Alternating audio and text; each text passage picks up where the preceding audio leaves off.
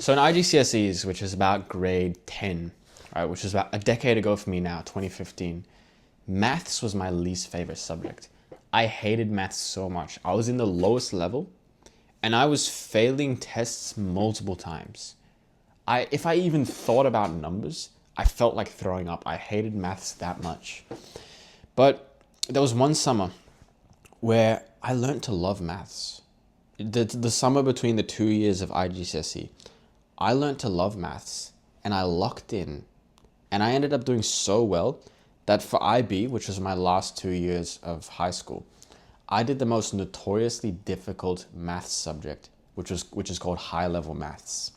And not only that, in university, I ended up doing engineering. And I ended up doing the engineering degree with the most maths, which is electrical engineering, which is notoriously known as the most difficult engineering degree, simply because it has so much maths. But I was actually so excited for it. The maths subjects were literally my favorite throughout the degree. And it wasn't because I had like a unique mind for numbers or something. I just learned how to learn maths the proper way. And I realized that anybody can enjoy learning maths, because learning to enjoy learning maths, learning to learn maths, it's all about processes. Because the thing about maths, the thing about science, is you have to learn them in a very specific way, which most students don't know. Most students approach this subject like they approach all their other subjects. So here in this video, I'm going to talk about some principles which will help you learn maths a lot better that I've learned over the years.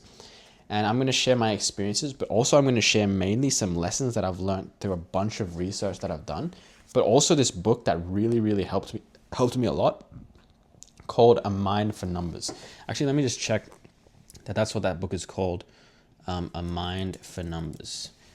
Yeah, A Mind for Numbers by Barbara Oakley, How to Excel at Maths and Science. So this book literally has some principles that I'm going to go through that will help you learn maths a lot better and a lot faster, because maths is probably the subject that's the most hated. And for good reason, not good reason, but it's the most hated because people don't know how to approach it. That's the thesis this book was trying to make. So the first principle, I've got 5 principles here of learning maths that I'm going to go through. Okay, so the first one I want to give you is, like I said earlier, you need to understand there's different kinds of subjects, and depending on the type of subject, they have to be learnt differently. So I learned this from the book called Ultra Learning by Scott Young.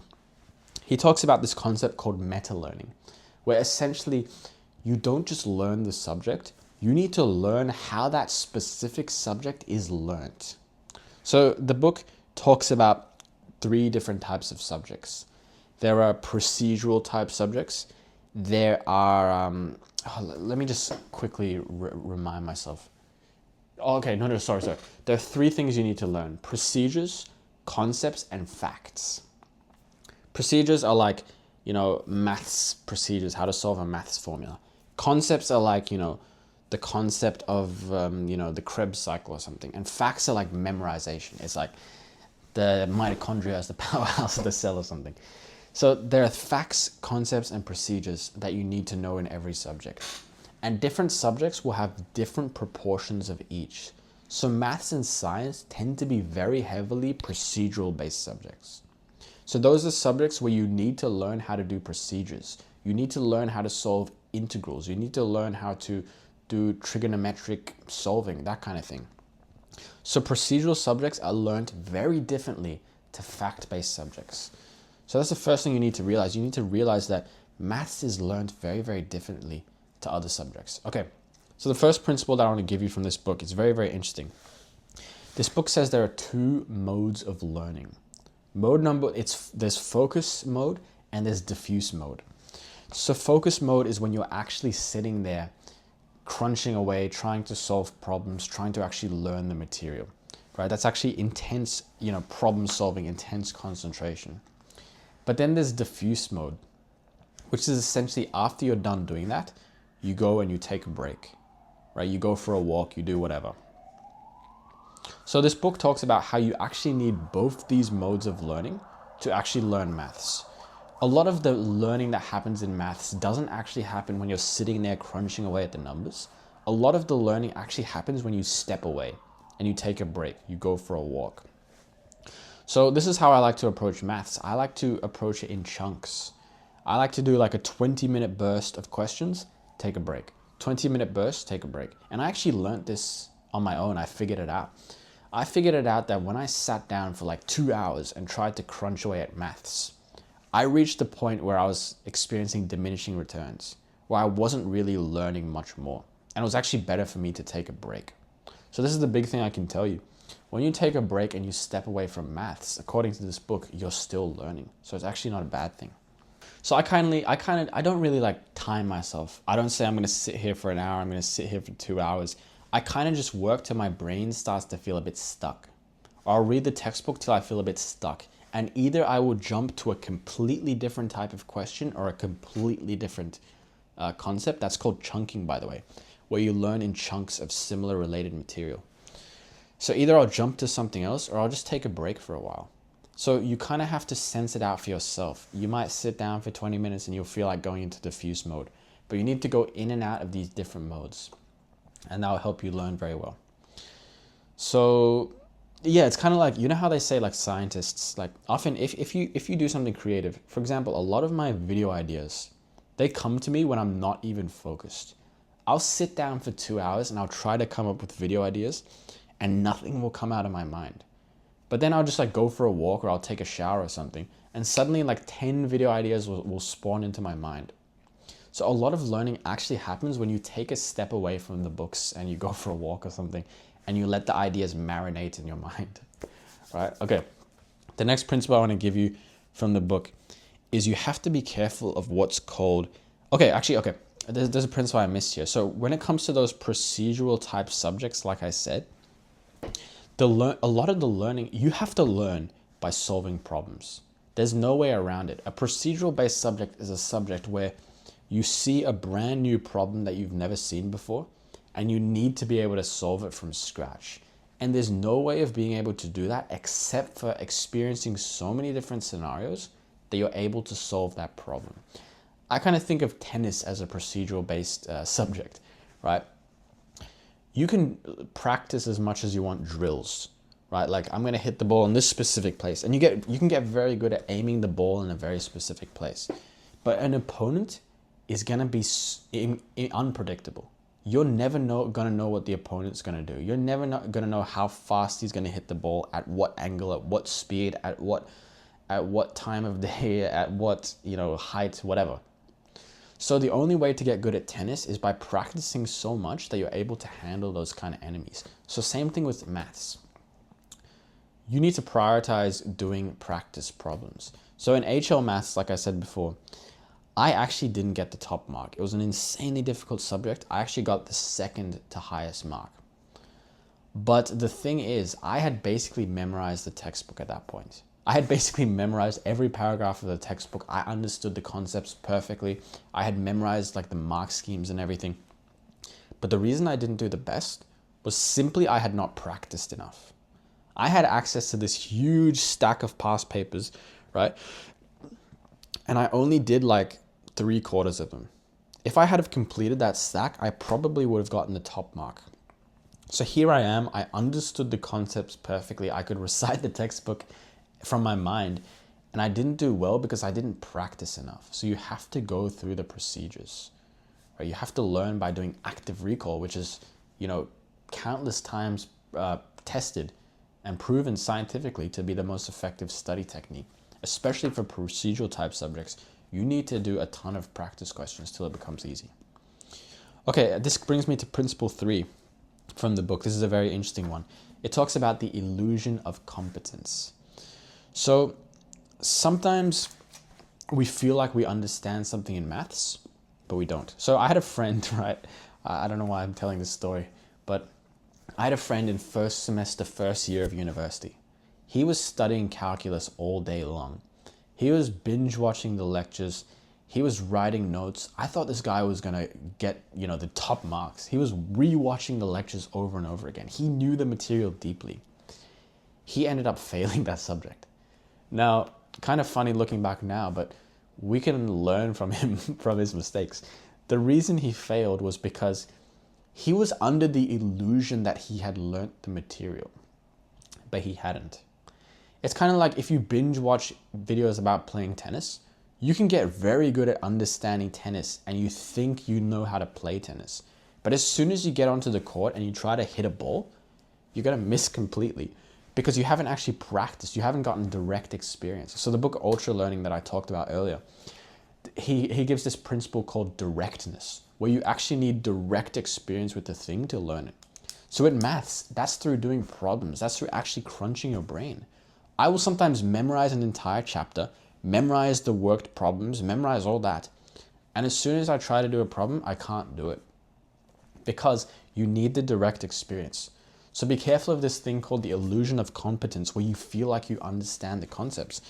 So seeing solutions doesn't mean you understand.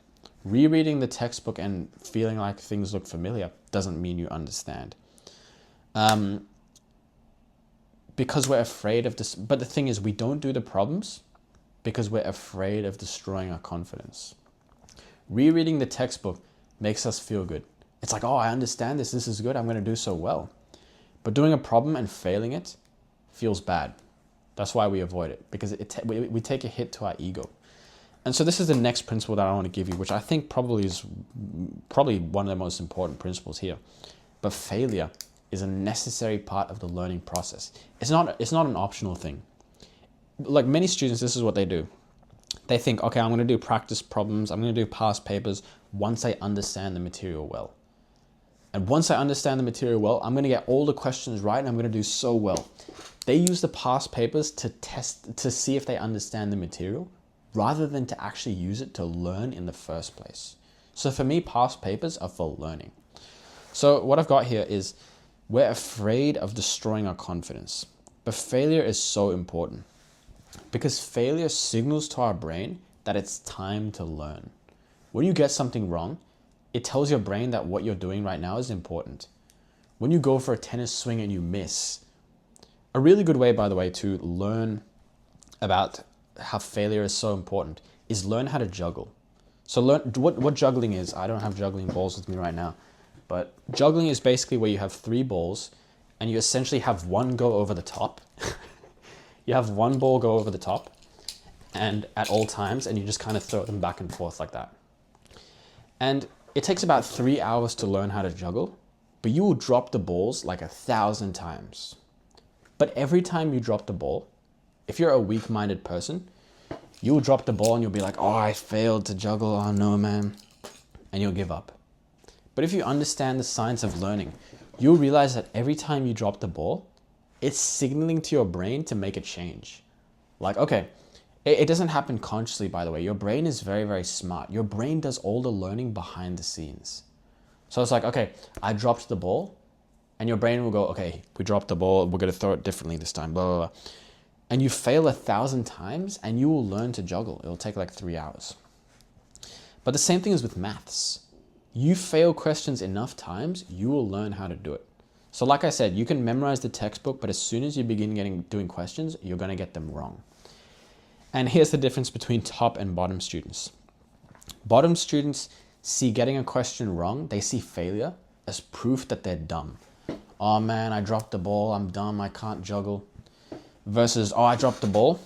Top students, they see it as feedback. Okay, I got this question wrong. What can I learn from it? What's some feedback I can get? So basically, another way to put it from the book that's very interesting is failure is your edge of understanding. So maybe right now in maths, you've got this small area of understanding when you have to learn this entire area of maths. Where you're getting questions wrong, that is your edge of understanding. So you need to face that and you need to learn from your mistakes so you can get bigger and bigger and eventually encompass the entire area of maths. So the biggest tip I can give you here that I've learned is keep a failure log. So track all your failures. So I had a friend, he was doing past papers a couple semesters ago. And every time he would get a question wrong, he would delete that question he would have like past papers. When he would get a question wrong, he would like cross out the question because he never wanted to see it again. Because getting the question wrong made him feel bad. And that's not the correct way to approach it. The best way to approach it, actually, what I like to do, is if I get a question wrong, I take out a red colored pen and I write what I did wrong and I correct myself. And I learn from the mistake. And I come back and I constantly review those errors that I made. So if you're doing it in your notebook, you can do it in red so you constantly know to come back to the red areas. So work on your weaknesses.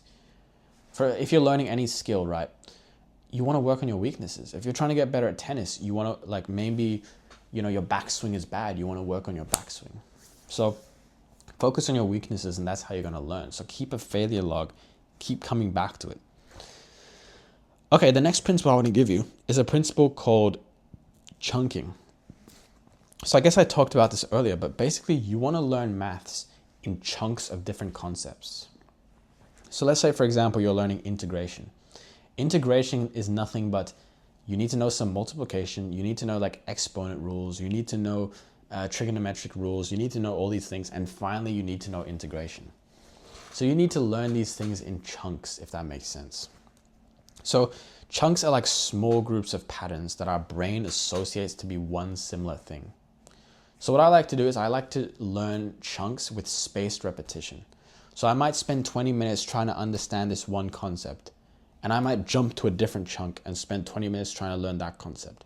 Then I'll jump to a different chunk and try to learn a different concept. So the other thing is spaced repetition, by the way. The idea of spaced repetition is our brains forget fast. You learn something and you'll forget it within a day. But if you review that material right when your brain is about to forget, your brain will actually learn it a bit stronger and it'll take it longer to forget. So with maths, you really need to spread out your learning. It's very difficult to cram maths on the day before the exam. Like, it's possible, but it's very difficult because you need to give your brain some space to consolidate the learning. So I like to learn chunks and then go away and come back to it and go away and come back to it. I like to attack maths with these bursts of energy. Kind of like you're doing, a strafe run, a bombing run. I'll do the maths for a little bit and I'll come back, and I'll do it a little bit and I'll come back. I'll do it a little bit and I'll come back. So we can actually connect that with the diffuse mode that I talked about earlier. Sometimes when I'm doing, especially in the exams, if I don't know how to do a question, there's something from the book that it mentions. Let me see if I don't know how to pronounce it. It's called the Einstellung effect. The Einstellung effect is that we cling to the first approach to doing a question. So actually, sometimes the first approach we cling to doing a question isn't the best approach to actually learn it, to actually do the question. So what I like to do when I'm doing an exam, for example, is if I don't know how to do a question, I will literally just go away and I'll do other questions. And often that activates the diffuse mode I talked about earlier, where you let your brain marinate on the problem. Often I'll come back and I'll think of a different way to approach the problem. So often we get attached to the first way to solve a problem, but actually it can be good to actually step away and let our brain try different ways to solve the problems. Okay, so the final tip I want to give you here is my own one, but use different resources. So when I was learning, let's say, for example, linear algebra, it's this subject about like vectors and stuff, multiple dimensional vectors. When I was learning linear algebra in university, I found this playlist on YouTube that was so good called The Essence of Linear Algebra. And basically this playlist explained linear algebra in a very entertaining visual way. And the thing is, linear algebra is, like many math subjects, it's a very abstract concept. We're talking about vectors in like 10 dimensions and stuff. It's very difficult to actually understand what you're learning. And so I found it very painful, because if you don't know, the best way to actually learn maths is to actually understand it. If you understand why a formula is why it is, you will learn it way better than if you just simply memorize the formula, if you just simply memorize the steps to solve it. So if you can actually understand why it is how it is, you will learn it a lot better. So I would binge watch this series on YouTube called The Essence of Linear Algebra by 3 Brown, 1 Blue, I guess. I would literally a bunch of us would actually put it onto the projector and we'd watch it together, because I binge watched that series and it really, really, first of all, it helped me love that subject, because I was actually understanding the material. I wasn't just brute memorizing. I was actually understanding the material. But second of all, it helped me learn it a lot better because I actually understood it. If you focus on understanding, you will learn a lot better. So use multiple resources. In high school, I used multiple textbooks. I used YouTube. I used friends. I used teachers. Get all these different perspectives to learn the material, and it'll help you a lot more. It will also inject, you know, curiosity and excitement into you, which will make it more fun to learn. Like, I literally loved learning maths. And a big reason was because some of these teachers made learning so exciting. It made maths so exciting. If I just stuck to like a boring teacher that I had, I probably wouldn't have enjoyed maths that much. So yeah, go enjoy. Maths is literally like such a beautiful thing to learn. It's like a whole world to explore. There's so much history. If you learn about some of the history of some of the mathematicians, it is super interesting. Like one of the funniest mathematicians that has some interesting stories, I think Pierre de Fermat, I think that's his name. He has some hilarious stories. But yeah, go learn the stories of mathematics. Go enjoy mathematics. It's actually a lot of fun. If you think you suck at maths, don't trust that thought. It's not real. It was implanted to you long ago because nobody knows how to study maths properly. Once you learn how to study maths properly, I guarantee it's a lot of fun. So I'm just thinking, are there any other tips I can give you for the exam, for actually sitting the exam? No, yeah, like when I'm actually sitting the exam, I will just come back to questions, like I said, because my mind will work on them in the background. Do different, you know, yeah, that's pretty much it. So go ahead and study maths. Let me know if this video helped you below. But apart from that, go watch this video now. But yeah, see you later. Goodbye. Farewell. Yeah, and learn how to juggle. Don't forget. Learn how to juggle. Fuck. Like this. You just throw these items in the air. It's very difficult to juggle something that's floating in the air. Anyway, see you later.